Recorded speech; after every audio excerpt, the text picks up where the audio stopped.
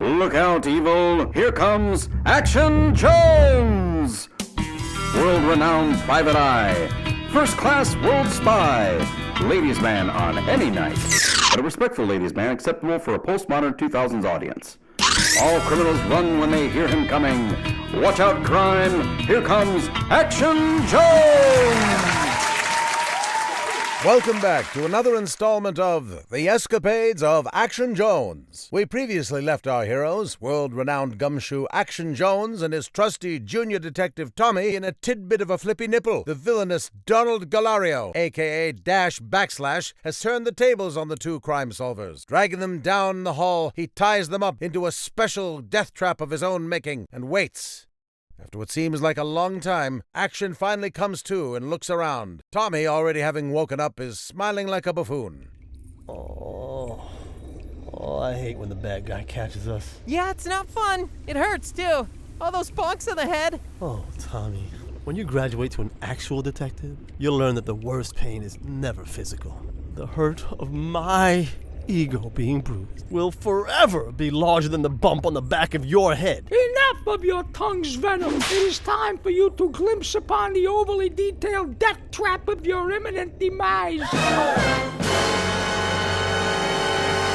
If I had $1. All right. You have now entered into my cathartic catamaran of coming lifelessness. This will be the watery playground of your coming doom, Action Jones. Welcome, my soon-to-be dead detectives, to the Gondolarium of death. Turning on the lights, Golario reveals the setting of his planned triumph over our favorite detective. Tied down in the center of the room, the heroes are stuck in the throes of an overly elaborate gondola-themed death trap of doom. Oh, this is my worst nightmare. Knock me back out, please. There's some chloroform in the back left pocket. Just grab it. You only need to use a tiny bit. Do whatever you want with the rest. I'd rather be unconscious while being killed than have to be cognizant of the fact that I'm about to die in a gondola-themed death trap. What's wrong with a gondola-themed death trap, Mr. Jones? Well, besides the death trap part, Tommy, gondola-themed death traps are slow and overpriced, just like their water-faring singular selves.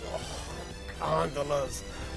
You take that back. The gondola was a gift imparted to humanity by the divine being himself. Jesus? No. 19th century boat builder Tremonton. Mother father of the first gondola. Wow, fascinating. The hermaphrodite single parent of the banana boat. I'm riveted. Can we cut to a commercial? A commercial? What? Yeah, I do want to cut to a commercial. That way, by the time it finishes, we'll be at the part of the episode where I've already used my smarts, wit, and charm to escape, stop you, find the missing women, and save the day. Can you do that? It's the very first clause in my contract. Well, you can try and escape, but in the end of ends, it is I, the one and only Donald Golario, a.k.a. Dash Backslash, who will have the last... And now, a word from our sponsors. Calling all Bretts. Brett. Get ready for the most Brettastic event of the year. That's right, it's BrettCon, where Bretts from all walks of life come together for a weekend of fun, friendship, and all things Brett. Whether you're a Brett who loves gaming, a Brett who's into cosplay, or a Brett who just loves other Bretts, BrettCon has something for Brett. We've got Brettastic panels, Brett-themed merch, and even a Brett lookalike contest. Who's the Brettiest Brett of them all?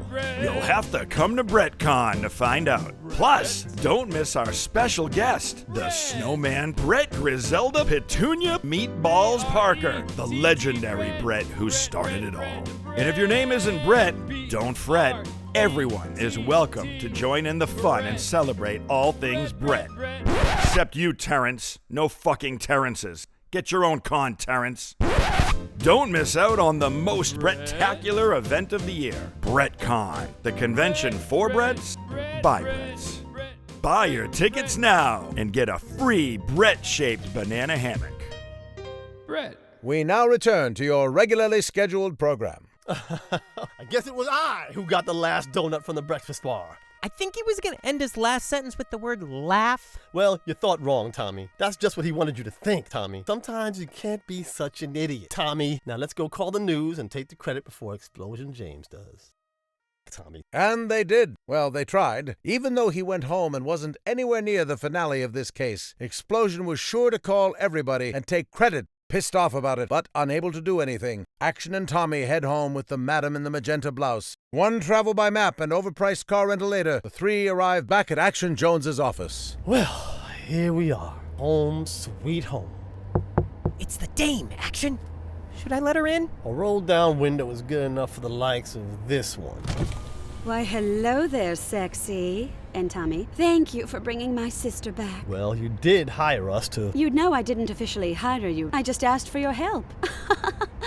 You never mentioned payment. Huh. Then, just doing what's right, I guess. I think it'd be right for you to come in for a drink. And stuff. I'll slip into something more comfortably devious. I'll meet you inside. See you in a second, sexy. I thought you hated her guts. Love, hate, paranoia, butt stuff. They're all the same when you're in the throes of dirty, filthy, nasty, sexy time. You've got a lot to learn, kid. Exiting the car, Action and the dame head inside together for a night of things I told my agent I was uncomfortable reading out loud. That concludes this installment of The Escapades of Action Jones. Thank you for joining us on the adventure.